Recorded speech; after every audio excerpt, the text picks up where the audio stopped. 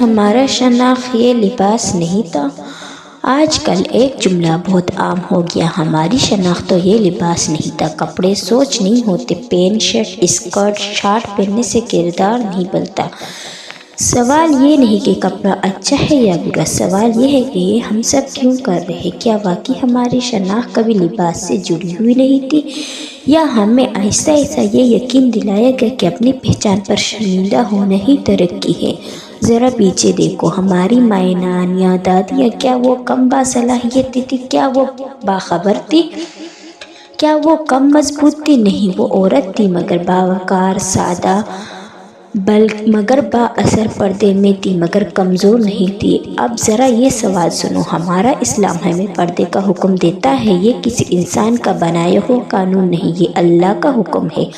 پاکستان کی بنیاد بھی کلمہ طیبہ پر رکھی گئی تھی۔ یہ ملک ایک مکمل اسلامی ملک ہے، اور پھر یہ سوال بنتا ہے کہ اسلامی ملک میں ہماری عورتیں کیا کر رہی ہیں؟ کم سے کم اگر مکمل پردہ نہیں کرتی تو سادہ لباس تو پہن لیں، ڈھیلا لباس، باوقار لباس، ایسا لباس یہ بتائے کہ ہم مسلمان ہیں۔ مگر آج کیا ہو رہا ہے؟ لباس تنگ، نیت آزادی اور دلیل کہ کپڑے کچھ نہیں ہوتے۔ اگر کپڑے کچھ نہیں ہوتے تو اسلام کا دیا ہوا حکم کیوں؟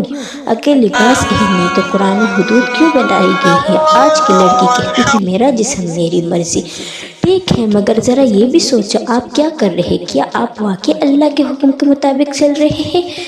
یہ دنیا کے شعور کے پیچھے یہ سوچ کہاں سے آئی؟ اشتہارات سے، فیشن انڈسٹری سے، سوشل میڈیا سے۔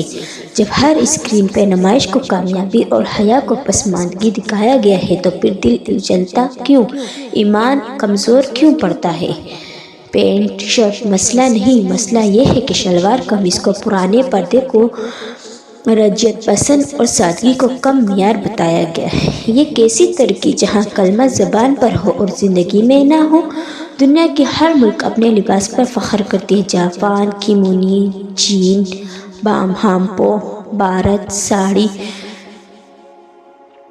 یورپ اپنے روایتی ملبوسات، مگر پاکستان عورت کو یہ سکھایا گیا ہے کہ باعزت لگنے کے لیے مغرب جیسا دکھانا ضروری ہے۔ یہ کون سی آزادی جس میں اللہ کا حکم بوجھ لگے؟ یہ کون سی خود مختاری جس میں حیا شرمندگی بن جائے؟ کپڑے سب کچھ نہیں ہوتا، مگر کپڑے کچھ نہ کچھ ضرور ہوتے ہیں۔